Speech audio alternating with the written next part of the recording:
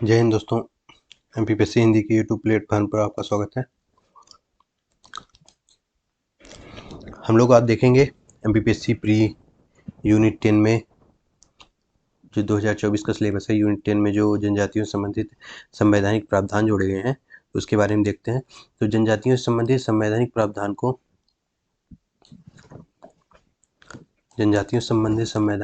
को हम लोग दो भागों में बांटते हैं, संरक्षण संबंधी प्रावधान और विकास संबंधी प्रावधान। ठीक है, संरक्षण संबंधी प्रावधान और विकास संबंधी प्रावधान। ठीक है, ये जनजाति संबंधी संवैधानिक प्रावधान हो गए। फिर हम लोग ये संरक्षण संबंधी प्रावधान है हमारे। ठीक है,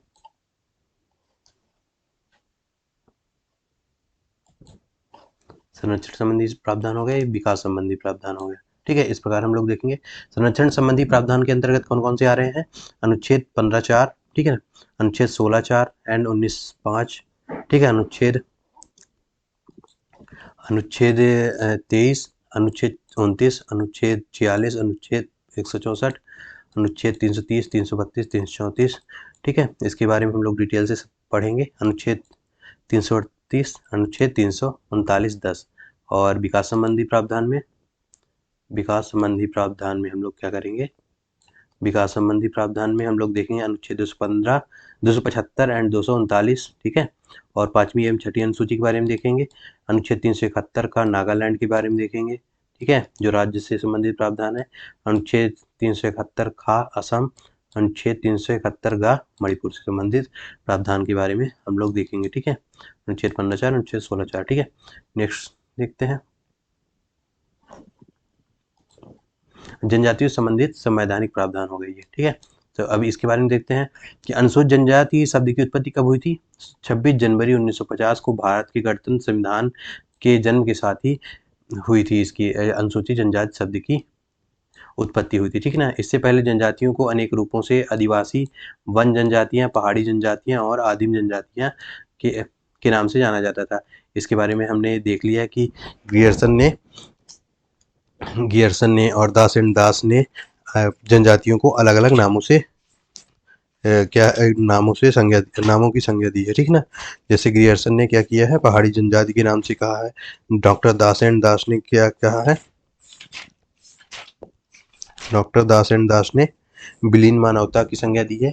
और डॉक्टर जीएस घुरिये ने पिछड़े हिंदू शब्द से किया है की संज्ञा दी है। ठीक है, तो अनुच्छेद 342 के तहत क्या किया गया है, के तहत इस उद्देश्य के लिए अनुसूचित जनजाति माना जाता है। ठीक है ना, राष्ट्रपति द्वारा अनुच्छेद 342 के तहत अनुसूचित जनजाति को जनजाति की श्रेणी में नामित किया जाता है। ठीक है, ये हो गया भारत के संविधान में अनुसूचित जनजाति के लोगों के खिलाफ भेदभाव को रोकने के लिए अधिकारों की रक्षा के लिए कई प्रावधान भी किए गए हैं। भारत के संविधान में अनुच्छेद 17 के तहत अस्पृश्यता का निवारण किया गया है, तो कई प्रावधान किए गए हैं। ठीक है, और जनजाति संबंधित संवैधानिक प्रावधान क्या है, एक ये देख लेते हैं, अनुच्छेद 14। ठीक है, विधि के समक्ष समता है। जो विधि के समक्ष समता मतलब जनजातियों को या फिर सभी व्यक्ति को विधि के समक्ष समता होगी, है ना, संविधान के समक्ष समता की, सभी को समान रूप से देखा जाएगा और उन्हें समान रूप से न्याय प्राप्त होगा। इस प्रकार से ये होगा भारत के राज्य क्षेत्र में। ठीक है, ये हो गया। और अनुच्छेद 15 के तहत, अनुच्छेद 14 के तहत ये अप्रत्यक्ष रूप से यह नामित होता है कि दिखता है कि विधि के समता अनुसूचित जनजाति को भी समान संरक्षण दिया गया है, विधि के समता दी गई है। ठीक है ना, विधि के समता है। तो अनुच्छेद 15 के तहत ये देखेंगे तो राज्य सामाजिक और शैक्षिक दृष्टि से पिछड़े हुए नागरिकों के किन्हीं वर्गों की उन्नति के लिए अनुसूचित जनजातियों और अनुसूचित जनजातियों की प्रगति के लिए विशेष प्रावधान करेगा। राज्य जो होगा सामाजिक और शैक्षणिक दृष्टि से नागरिकों को समान, अनुसूचित जनजाति और जाति के लोगों को क्या करेगा, समान प्रावधान करेगा अनुच्छेद 15 के तहत। ठीक है ना, और अनुच्छेद 16 के तहत राज्य के अधीन किसी नियोजन या नियुक्ति से संबंधित सभी नागरिकों के लिए अवसर की समता देगा। अनुसूचित जनजाति के किसी भी व्यक्ति को अनुच्छेद 16 के तहत क्या किया जाएगा, अवसर की समता दी जाएगी, सभी प्रकार के कार्य में उन्हें समता दी जाएगी या फिर समानता का भाव प्रकट किया जाएगा राज्य के तहत। राज्य मतलब देश के, राज्य के तहत देश, राज्य का आशय संविधान में क्या होता है, देश से होता है। राज्य पिछड़े अनुसूचित जनजातियों वर्ग के पक्ष में जिनका प्रतिनिधित्व राज्य की राय के अधीन है, सेवाओं से पर्याप्त नहीं है, नियुक्तियां पदों के लिए क्या करेगा, अनुच्छेद 16(4) के तहत क्या कहते हैं, अनुसूचित जनजाति के लोगों को नियुक्ति या पदों में क्या आरक्षण प्रदान करता है। ये याद रखेंगे कि अनुच्छेद 16(4) के साथ नियुक्ति एवं पदों में क्या आरक्षण प्रदान करते हैं। इसमें अनुच्छेद 16 में क्या होगा, अफसर की समानता होगी, किसी भी कार्य को नियोजन में किसी भी कार्य के लिए क्या होगी, अफसर की समानता होगी। अनुच्छेद 14 के तहत विधि की समता होगी और अनुच्छेद 15 के तहत क्या सामाजिक और शैक्षणिक दृष्टि से समान रूप से देखा जाएगा और उन्हें समान अधिकार प्राप्त होगा। ठीक है, संविधान के तहत। नेक्स्ट देखते हैं, अनुच्छेद 19(5) के तहत देखते हैं हम लोग। तो राज्य अनुसूचित जाति और अनुसूचित जनजाति के हितों के संरक्षण के लिए युक्ति निर्बंधन करेगा, जहां भारत के राज्य क्षेत्र में सर्वत्र आबाद संचरण और भारत के राज्य क्षेत्र के किसी भी भाग में निवास करने और बस जाने की कानूनी व्यवस्था करेगा। राज्य 19(5) के तहत क्या करेगा, किसी भी जाति या जनजाति समुदाय के लोगों को आबाद रूप से कहीं भी संचरण या फिर विचरण करने या फिर कहीं भी जाकर निवास करने की स्वतंत्रता दी जाएगी। ठीक है। राज्य मानव दुर्व्यवहार के बलात्श्रम का निषेध करता है। ठीक है, अनुच्छेद 23 के तहत बलात्श्रम का निषेध किया गया है। बलात्श्रम तो सभी के लिए है, पर इसमें क्या है, सर्वाधिक अनुसूचित जनजाति के या जनजाति के लोगों को उन पर प्रेशर देकर क्या करते हैं, उनसे बलात्श्रम करने के लिए उन्हें प्रेशर करते हैं। ठीक है ना, या फिर बलात्श्रम के लिए प्रेषित करते हैं। ठीक है, के लिए प्रेषित करता है अनुच्छेद 23। ठीक है ना, इसके लिए अधिकार देता है बलात्श्रम के लिए अनुच्छेद 23 के तहत। ठीक है, और अनुच्छेद 19(5) के तहत क्या करता है, कहीं भी अबाध रूप से संचरण करने की स्वतंत्रता प्रदान करता है भारत। ठीक है, भारत राज्य क्षेत्र के अंतर्गत कहीं भी। तो 19(5) के तहत भारत राज्य क्षेत्र के तहत कहीं भी विचरण करने की स्वतंत्रता है। अनुच्छेद 23 के तहत बलात्श्रम का निषेध है।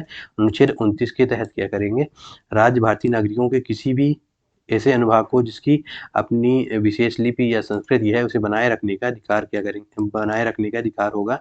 अनुसूचित जनजाति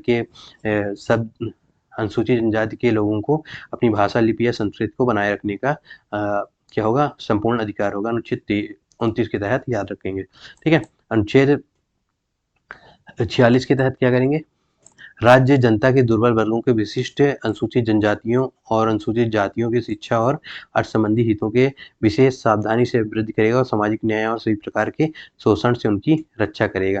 तो राज्य क्या करेगा, किसी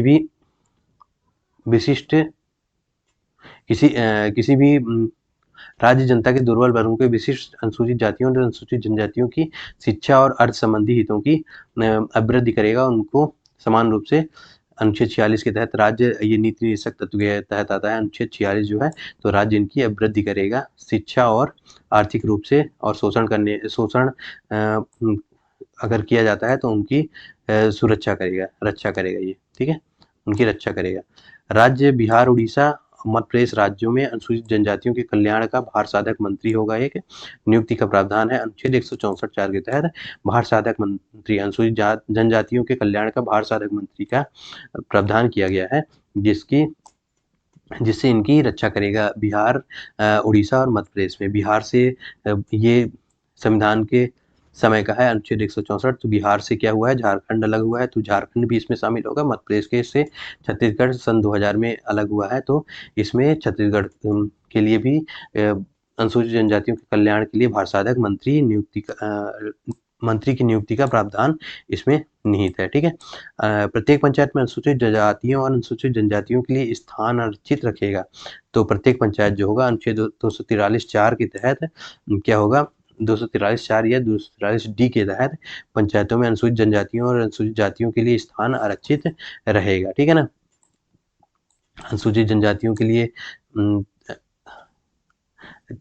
14% और इसके लिए अनुसूचित जातियों के लिए 13%, ऐसे ही कुछ लगभग है, तो उसे हम लोग देख लेंगे बाद में। राज्य पांचवी अनुसूची के माध्यम से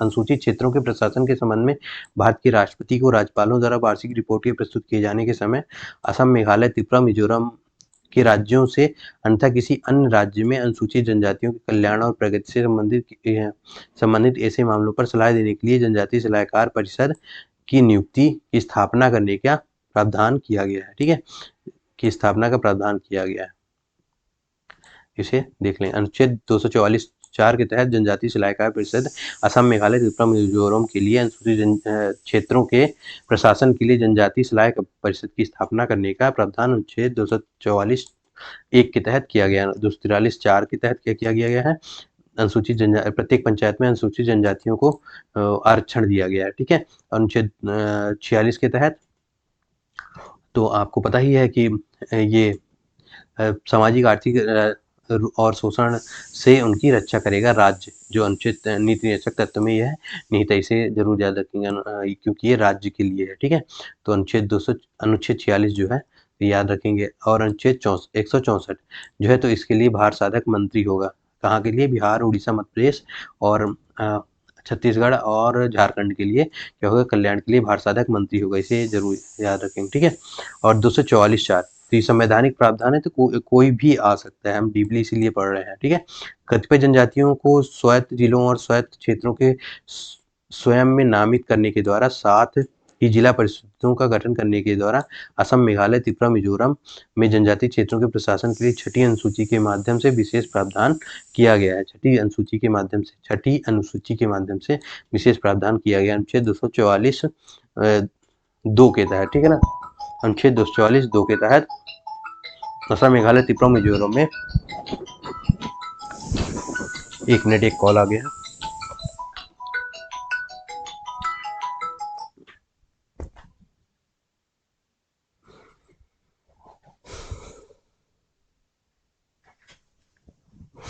ठीक है,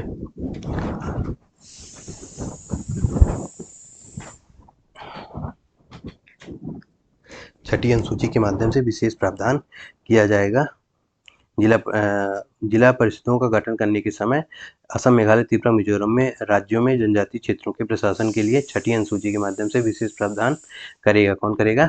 राज्य जो है, देश मतलब राज्य की से या से देश से है। ठीक है ना, असम, मेघालय, त्रिपुरा, मिजोरम में जनजातीय क्षेत्रों के प्रशासन के लिए इसमें प्रावधान किया गया 244(2) के तहत। ठीक है, नेक्स्ट देखते हैं राज्य अनुच्छेद 275(1) राज्य अनुसूचित जनजातियों के कल्याण को बढ़ावा देने के लिए प्रत्येक वर्ष की संचित निधि से सहायता अनुदान और अनुसूचित क्षेत्रों का प्रशासन भी किया जाएगा। ठीक है,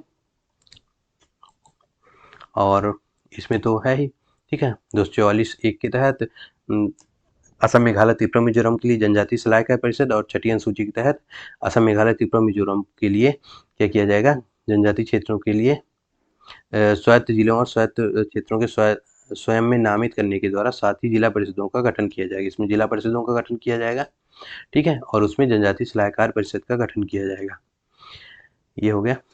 ठीक है, नेक्स्ट देखते हैं राज्य लोकसभा में अनुसूचित जातियों और अनुसूचित जनजातियों के स्थानों का आरक्षण करेगा। राज्य 330 के तहत राज्य लोकसभा में अनुसूचित जनजातियों और जातियों के आरक्षण के लिए है, जो अभी 106वां संविधान संशोधन अधिनियम आया हुआ है, तो उसमें अनुच्छेद 330, 332 और 334 में संशोधन किया गया है, क्योंकि इसमें आरक्षण के लिए है, क्योंकि नारी बंधन अधिनियम था ना वो, तो उसमें 1/3 महिलाओं को आरक्षण दिया गया है, चाहे वो SC ST या जनरल की या फिर किसी भी जनजाति किसी भी समुदाय से आती हैं, तो उन्हें क्या किया गया है, आरक्षण दिया गया है लोकसभा में। लोकसभा, विधानसभा और राज्यसभा में 1/3 आरक्षण किया गया है। किसी भी क्षेत्र, किसी भी राज्यसभा, लोकसभा और किसी भी राज्य की विधानसभा के लिए भी। ठीक है ना, किसी भी राज्य की विधानसभा और राज्यसभा, लोकसभा के लिए 1/3 आरक्षण का प्रावधान किया गया अनुच्छेद 330, 332 के तहत। ठीक है, राज्य संघ या किसी राज्य के कार्यकलाप से संबंधित सेवाओं और पदों के लिए नियुक्ति करने में अनुसूचित जाति और अनुसूचित जनजातियों के सदस्यों के दावों का प्रशासन की दक्षता बनाए रखने के लिए संगति के अनुसार ध्यान रखेगा।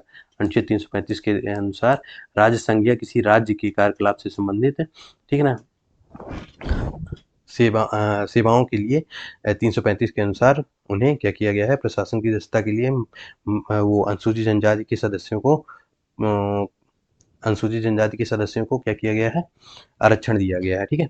राष्ट्रीय अनुसूचित जाति और अनुसूचित जनजाति को जनजाति आयोग को अनुसूचित जातियों तथा अनुसूचित जातियों के लिए उपलब्ध कराए गए संवैधानिक सुरक्षा उपायों से संबंधित सभी मामलों की जांच, मॉनिटरिंग और मूल्यांकन करना है। अनुच्छेद 338 के तहत राष्ट्रीय जाति और अनुसूचित जनजाति के क्योंकि उपलब्ध कराए गए संवैधानिक सुरक्षा उपायों से संबंधित सभी मामलों की जांच, मॉनिटरिंग करने के लिए 338 के तहत प्रावधान किया गया है, ठीक है ना। तो इसमें क्या है, आयोग की स्थापना की गई, सीधा सा है, राष्ट्रीय अनुसूचित जाति आयोग है, अनुच्छेद 338 और अनुच्छेद 338 ए के तहत अनुसूचित जनजाति आयोग का प्रावधान किया गया, गठन किया गया है, जिससे उसके सुरक्षा उपायों और उसके संरक्षण के लिए मॉनिटरिंग करेगी और उसे सहायता प्रदान करेगी, ठीक है ना। अनुसूचित जाति जनजाति आयोग जनजाति के लोगों के लिए, अनुसूचित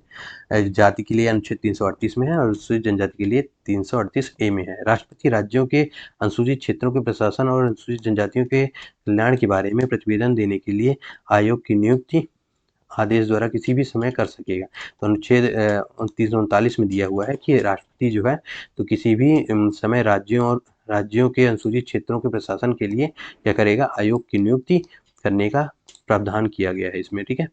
अनुच्छेद 339 के तहत राष्ट्रपति किसी भी समय कर सकता है और आयोग की नियुक्ति की जा चुकी है। 338 ए के तहत अनुसूचित जनजाति आयोग की नियुक्ति की जा चुकी है, ठीक है, इसे याद रख लेंगे। अनुच्छेद 340 के तहत राज्य सामाजिक और शैक्षिक रूप से पिछड़े वर्गों की दशाओं की तथा उन कठिनाइयों की जिनके अंतर्गत वे श्रम करते हैं की जांच करने के लिए एक आयोग की नियुक्ति और ऐसी कठिनाइयों को दूर करने तथा उनकी दशा में सुधार करने के लिए सिफारिश करेगा। आयोग जो होगा अनुच्छेद 340 के तहत सामाजिक और शैक्षणिक रूप से जो लोग पिछड़े हुए हैं, जैसे अनुसूचित जनजाति के लोग या फिर किसी भी क्षेत्र के लोग, तो उन्हें क्या करेगा,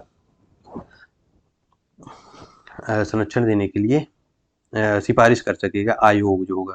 तो 338 में क्या है, आयोग का गठन है, और 339 में क्या है, राष्ट्रपति आयोग की नियुक्ति कर सकेगा, आयोग का गठन कर सकेगा, और 340 में क्या है, आयोग जो है राष्ट्रपति को सिफारिश कर सकेगा, ठीक है। आयोग सिफारिश कर सकेगा सामाजिक और शैक्षणिक रूप से पिछड़े वर्गों को कल्याण के लिए या फिर सुधार के लिए उनके स्थिति में। राष्ट्रपति अनुच्छेद 342 एक के तहत राष्ट्रपति किसी राज्य संघ राज्य क्षेत्र के तहत, इसमें यह है कि किसी भी अनुसूचित जनजाति के लोगों को सूचित कर सकेगा, राष्ट्रपति के द्वारा सूचित किया जाएगा अनुच्छेद 342 के तहत, ठीक है। देखते हैं नागालैंड, असम और मणिपुर के नागालैंड, असम और मणिपुर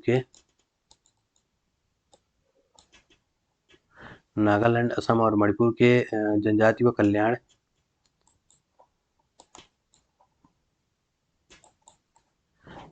कल्याण के लिए क्या करेगा,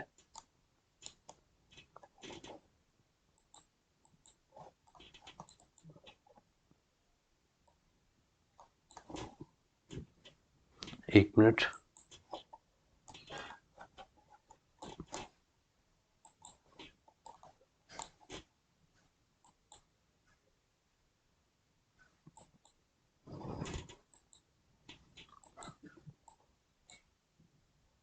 ऐसा क्यों है।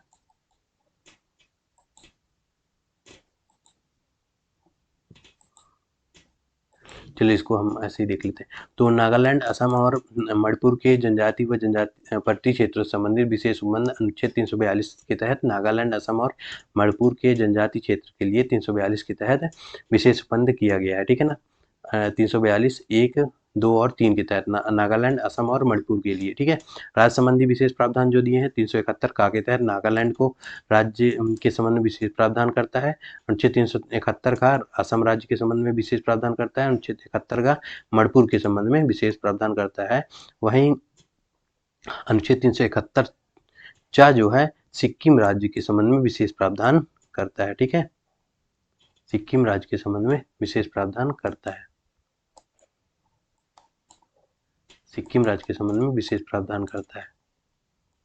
ठीक है, सिक्किम राज्य के संबंध में अनुच्छेद 371 क्या कहता है, तो का के साथ अनुच्छेद 371 का में नागालैंड दिया है, अनुच्छेद 371 का में असम राज्य के संबंध में दिया गया, अनुच्छेद 71 का में मणिपुर राज्य के संबंध में प्रावधान किया गया है। ठीक है, अनुच्छेद 71 चा में सिक्किम राज्य के संबंध में प्रावधान किया गया है। ठीक है, अनुच्छेद 342 के तहत अनुसूचित जनजाति शब्द को परिभाषित मतलब कौन नामित, अनुसूचित जनजाति को कौन नामित कर सकता है, राष्ट्रपति के द्वारा अनुसूचित जनजाति को अनुसूचित जनजाति की श्रेणी में नामित किया जा सकता है या फिर हटाया जा सकता है। ठीक है, ये हो गया।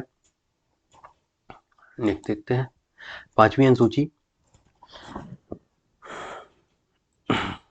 पांचवी अनुसूची में क्या दिया गया है, पांचवी अनुसूची में भारतीय संविधान में पांचवी अनुसूची और अनुसूचित क्षेत्रों, सूची और अनुसूचित क्षेत्रों, अनुसूची और अनुसूचित क्षेत्रों और अनुसूचित जनजातियों के प्रशासन और नियंत्रण के बारे में प्रावधान करती है। पांचवी अनुसूची जो है असम, मेघालय, त्रिपुरा, अनुसूचित जनजाति, अच्छा छठी में है असम, मेघालय, त्रिपुरा, मिजोरम है। इसमें है क्या है, भारतीय संविधान में पांचवी अनुसूची द्वारा अनुसूचित क्षेत्रों और अनुसूचित जनजातियों के प्रशासन और नियंत्रण के बारे में प्रावधान किया गया है। ठीक है, नियंत्रण के लिए, ठीक है ना, अनुसूचित जनजातियों के प्रशासन और नियंत्रण के बारे में प्रावधान पांचवी अनुसूची में दिया गया है। ठीक है, और छठी अनुसूची में वर्ष 2010 तक राष्ट्रपति के आदेश से आंध्र प्रदेश, झारखंड, गुजरात, मध्य प्रदेश, छत्तीसगढ़, महाराष्ट्र, उड़ीसा, राजस्थान, हिमाचल प्रदेश के कुछ क्षेत्रों को अनुसूचित क्षेत्र घोषित किया जा चुका है। तो इसके तहत अनुसूचित क्षेत्र कुछ क्षेत्रों को घोषित किया गया है। मध्य प्रदेश, तो इसमें मध्य प्रदेश भी है, पांचवी अनुसूची मध्य प्रदेश भी है, ये जरूर याद रखेंगे। ठीक है ना, क्योंकि मध्य प्रदेश की जनजातियों के संवैधानिक प्रावधान के बारे में है, तो इसलिए मध्य प्रदेश भी पांचवी अनुसूची में शामिल है, जिसमें अनुसूचित क्षेत्र घोषित किए जा चुके हैं, तो ये याद रखेंगे। नेक्स्ट देखते हैं, तो इन राज्यों के राज्यपाल के पास विशेष उत्तरदायित्व तथा शक्तियां होती हैं। इन राज्यों में जनजाति सलाहकार परिषदें हैं। ठीक है, तो पांचवी अनुसूची के लिए है। ठीक है, इन राज्यों के राज्यपालों के पास अनुसूचित क्षेत्रों के शांति और सुशासन के लिए विशेषकर निम्नलिखित प्रयोजनों के लिए विनिमय बनाने की शक्ति भी इसमें राज्यपाल के पास निहित होती है। ऐसे क्षेत्र अनुसूचित जनजाति के सदस्यों द्वारा आपस में ही भूमि के अंतरण का प्रतिषेध या निबंधित करना दिया गया है, कर सकते हैं। प्रतिषेध या निबंधित करना स्वयं नहीं कर सकते हैं अंतरण। ठीक है ना, तो वह राज्य के द्वारा ही किया जाएगा। ऐसे क्षेत्र की जनजाति के सदस्यों को भूमि के आवंटन का विनियमन करना, ठीक है, ऐसे ये सब किसके पास है, राज्यपाल को अधिकार दिया गया है। ठीक है ना, अनुसूचित जनजाति के क्षेत्रों के लिए रूप में ऐसे व्यक्तियों द्वारा जो ऐसे क्षेत्र की अनुसूचित जनजाति के सदस्यों को धन उधार देते हैं, साहूकार के रूप में कारोबार का विनिमय करना पांचवी अनुसूची के, तो जो साहूकार लोग होते हैं, कारोबार या ऋण उधार देते हैं जो ऐसे अनुसूचित जनजाति के लोगों को, तो इसमें राज्यपाल से अनुमति लेना आवश्यक होगा। पांचवी अनुसूची की प्रमुख विशेषताएं क्या है, राज्यपाल की विशिष्ट विधायी शक्तियां हैं, राज्यपाल का राष्ट्रपति का राज्यपाल का प्रतिवेदन और जनजाति सलाहकार परिषद का गठन करने का राज्यपाल को अधिकार दिया गया है। ठीक है ना, राष्ट्रपति का राज्यपाल का प्रतिवेदन, राष्ट्रपति का राज्यपाल का प्रतिवेदन, राष्ट्रपति को राज्यपाल का प्रतिवेदन दिया जाता है इसमें। ठीक है ना, जो नामित करते हैं जो अनुसूचित जनजाति के लोगों को। ठीक है, ये हो गया। एक देखते हैं छठी अनुसूची के बारे में। तो छठी अनुसूची में क्या है, असम में इस क्षेत्र असम, मेघालय, त्रिपुरा, असम, मेघालय, त्रिपुरा, मिजोरम के क्षेत्रों के जनजाति क्षेत्रों के प्रशासन से संबंधित प्रावधान इसमें किया गया है छठी अनुसूची में। इन क्षेत्रों में स्वशासी जिला परिषदें तथा स्वशासी प्रादेशिक परिषदें भी विद्यमान है। इन क्षेत्रों में स्वप्रबंधन की पुरानी परंपरा रही है, तो इसमें पुरानी परंपरा भी रही है। तो इस प्रकार से ये हो गया, मेन तो यही है 2 पॉइंट। ठीक है ना, इसको याद रखेंगे। असम, मेघालय, त्रिपुरा, मिजोरम के जनजातीय क्षेत्रों के प्रशासन के लिए इसका गठन मतलब के बारे में प्रावधान किया है छठी अनुसूची में। स्वशासी जिला परिषदें तथा स्वशासी प्रादेशिक परिषदों के बारे में भी इसमें दिया गया है। ठीक है, इस एक तो ये देख लेंगे, समानतः जनजातीय क्षेत्रों का आशय उन क्षेत्रों से है जहाँ जनजातीय क्षेत्रों की बहुलता है तथा भारत के संविधान में असम, मेघालय, त्रिपुरा, मिजोरम और के राज्यों के अंतर्गत जनजातीय क्षेत्रों का उल्लेख उन क्षेत्रों के अंतर्गत के रूप में किया गया है जो छठी अनुसूची के पैराग्राफ 40 में 20 में संलग्न तालिका के भाग 2 का में निर्दिष्ट है। ठीक है ना, तो ये हो गया। नेक्स्ट देखते हैं, छठी अनुसूची वही है। नेक्स्ट, राष्ट्रीय अनुसूचित जनजाति आयोग, तो इसका प्रावधान किसमें किया गया है? आर्टिकल 342, आर्टिकल 342 इसमें किया गया है। आर्टिकल 342 में किया गया है। सॉरी 338 ए में किया गया है। ठीक है, 38 ए में इसका प्रावधान किया गया है। ठीक है, तो ये रख लेंगे, 38 ए में इसका प्रावधान है। ठीक है, 38 ये दिया हुआ है हालांकि, ठीक है, कोई बात नहीं।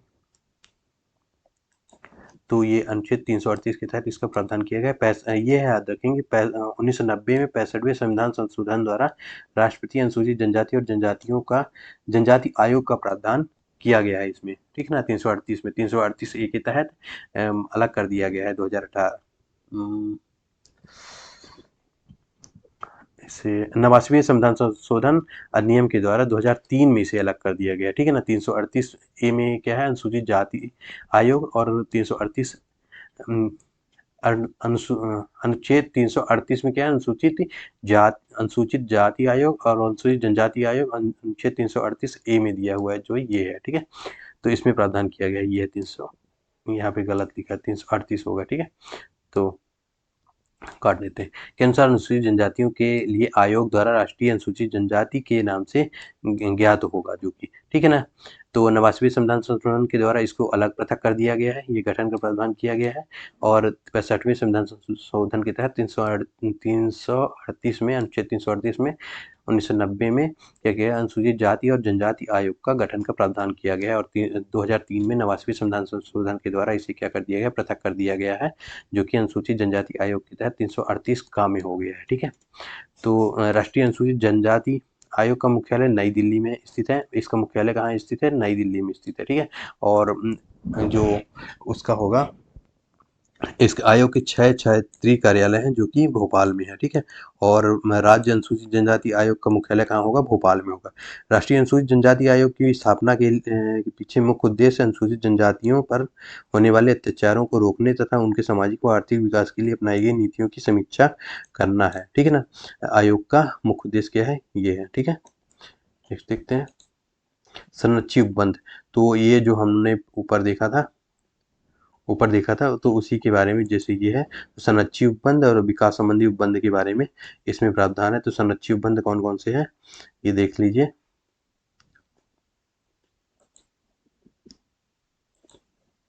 संरक्षी उपबंध ये है। ठीक है, तो अनुच्छेद सामाजिक, आर्थिक और शैक्षिक हितों के लिए अनुच्छेद 15 के तहत धर्म, मूल मत, जाति, लिंग या जन्म स्थान के आधार पर क्या किया गया है? समान अधिकार दिया गया है। ठीक है, तो ये देख लेंगे। अनुच्छेद 16(4) के तहत पदों और नौकरियों में आरक्षण अनुच्छेद 16(4) के तहत दिया गया है। और अनुच्छेद 19(5) के तहत संपत्ति के मामलों में जनजातियों के हितों की सुरक्षा की जाएगी। किसके द्वारा? राज्य के संविधान के प्रत्येक नागरिक को भारत के राज्य क्षेत्र में अर्थात आबाद संचरण उसके किसी भी भाग में बसने, निवास करने की, संपत्ति का क्रय विक्रय करने का अधिकार की गारंटी दी गई है। ये कटिंग जो है हिंदी ग्रंथ अकादमी से ली गई है। ठीक है ना, तो इसमें कोई भी शक ना कीजिएगा। एक देखते हैं, अनुच्छेद 23 के तहत मानव के दुर्व्यवहार और बालाश्रम का प्रतिषेध इसके द्वारा किया गया। इसके द्वारा मानव का दुर्व्यवहार, बिगाड़ और अन्य प्रकार के बालाश्रम प्रसिद्ध किए गए हैं। ठीक है, तो वास्तव में देश की जनजातियों के सदस्यों का एक बड़ा हिस्सा बधुआ होने के कारण ही बहुत ही विषादमय जीवन बिता रहा है। इसके कारण इसको क्या किया गया है? दुर्व्यवहार से बलात्कार का प्रतिषेध इसमें किया गया है। एक देखते हैं, अनुच्छेद 29 के तहत संस्कृति और शैक्षिक अधिकार अनुच्छेद 29(2) के तहत अनुच्छेद 15 की धारा 4 से नियंत्रित इसमें किया गया है। ठीक है ना, तो अनुच्छेद 1951 के द्वारा इसमें संविधान संशोधन किया गया था सर्वप्रथम। ठीक है, प्रथम संविधान संशोधन 1951 के द्वारा इसमें यह जोड़ा गया है। सांस्कृतिक एवं शैक्षिक अधिकार को संरक्षित करने का अधिकार होगा। अनुच्छेद 46 के तहत अनुसूचित जातियों और अनुसूचित जनजातियों और अन्य दुर्बल वर्गों की शिक्षा और आर्थिक हितों की अभिवृद्धि के लिए राज्य क्या करेगा, कार्य करेगा। ठीक है, ये हो गया। अनुच्छेद 164 के तहत बिहार उड़ीसा मध्य प्रदेश की जनजातियों के कल्याण के लिए भारत साधक मंत्री हो गए, हम लोगों ने देख चुका है। अनुच्छेद 330 के तहत 330, 32, 34 के तहत लोकसभा एवं विधानसभाओं में आरक्षण का प्रावधान किया गया। अनुच्छेद 335 में आरक्षण के दावे दिए गए हैं, ठीक है ना, कि दावा किया जा सकता है।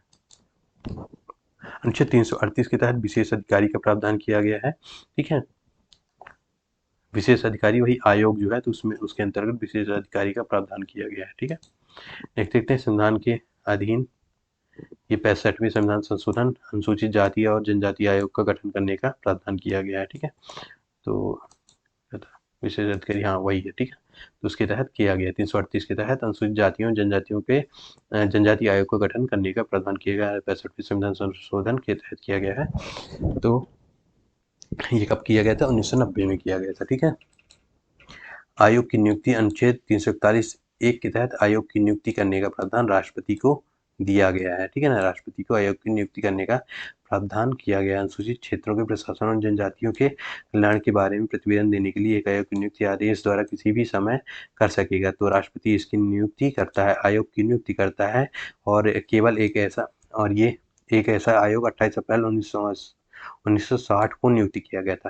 तो यह सबसे सर्वप्रथम कब नियुक्त किया गया था इस आयोग का? तो यह जरूर याद रखें, वेरी इंपॉर्टेंट। 28 अप्रैल 1960 को नियुक्त किया गया था, जिसका नाम अनुसूचित क्षेत्र एवं अनुसूचित जनजाति आयोग था। ठीक है ना, 1961 में अपना प्रतिवेदन पेश किया था इसने आयोग को, मतलब राष्ट्रपति को अपना प्रतिवेदन सौंपा था इस आयोग ने। ठीक ना, जो पहला आयोग था 28 अप्रैल 1960 को जो गठित हुआ था, तो इसके अध्यक्ष कौन थे ये जरूर याद रखेंगे, इसको भी याद रखेंगे। तो 1961 में इसने रिपोर्ट दिया था। 1900 और UN ढेबर जो थे इसके अध्यक्ष थे, और इसे किस नाम से जाना गया था? ढेबर आयोग के नाम से जाना गया था, क्योंकि इसके अध्यक्ष कौन थे? UN ढेबर थे। ठीक है, ये हो गया आर्थिक विकास के उद्देश्यों से की गई व्यवस्थाएं। आर्थिक उद्देश्य, जो आर्थिक विकास के लिए उनके अनुसूचित जनजाति के लोगों को आर्थिक विकास के लिए जो कार्य किए गए हैं, तो उसका प्रावधान किसमें? अनुच्छेद 275 और 339 में प्रावधान किया गया है। ठीक है, अनुसूचित जातियों के आर्थिक विकास के लिए की गई व्यवस्थाएं मुख्यतः अनुच्छेद 275 और 239 के अंतर्गत किया गया है। 5वीं और 6वीं अनुसूची में हम लोगों ने देख चुका है। ठीक है, के बारे में अनुसूचित जनजातियों के लिए प्रावधान किया गया है। ठीक है, तो अनुच्छेद 275 और 339 में ये याद रखें, अनुसूचित जनजातियों के कल्याण के लिए निर्देश में आवश्यक बताई गई स्कीमों, मतलब योजनाओं के क्रियान्वयन के लिए इसमें प्रावधान किया गया है कि उनके लिए स्कीमें बनाई जाए, मतलब योजनाएं बनाई जाए और उनको क्रियान्वित किया जाए, उन्हें लाभ पहुंचाया जाए अनुसूचित जनजाति के लोगों को। ठीक है ना, 5वीं और 6वीं अनुसूची में हम लोगों ने देख चुका है पहले ही। ठीक है, नेक्स्ट देखते हैं। नागालैंड और असम के लिए हम लोग 371 का में नागालैंड के बारे में दिया गया, 371 का में असम के बारे में दिया गया है, और 301 गा में 371 गा में मणिपुर के संबंध में प्रावधान किया गया है, जिसका प्रशासन राज्य का मतलब राष्ट्रपति करेगा। मध्य प्रदेश में आदिम जाति मंत्रणा परिषद का गठन 1957 में संविधान के अनुच्छेद 244(1) के तहत अंतर्गत अनुसूचित क्षेत्र के प्रशासन व नियंत्रण व संरक्षण हेतु प्रशासन मध्य प्रदेश जाति मंत्रणा परिषद का गठन किया गया। 1957 में मध्य प्रदेश आदि जाति मंत्रणा परिषद का गठन किया गया है, जो कि 8 सितंबर 2014 को पुनर्गठन इसका किया गया है। ये मध्य प्रदेश के संबंध में है, तो इसे जरूर याद रखेंगे। 1957 में संविधान के अनुच्छेद 244(1) के अंतर्गत अनुसूचित क्षेत्रों के प्रशासन व नियंत्रण के व संरक्षण हेतु प्रशासन मध्य प्रदेश जाति मंत्रणा परिषद का गठन किया गया है। इसका गठन कब किया गया? 8 सितंबर 2014 को इसका गठन किया गया है। ठीक है, तो अब मध्य प्रदेश की गोवंतु जनजातियां या फिर विशेष पिछड़ी जनजातियों को हम लोग नेक्स्ट वीडियो पे देखेंगे। ठीक है, तो थैंक यू। चैनल को लाइक शेयर एंड सब्सक्राइब करें।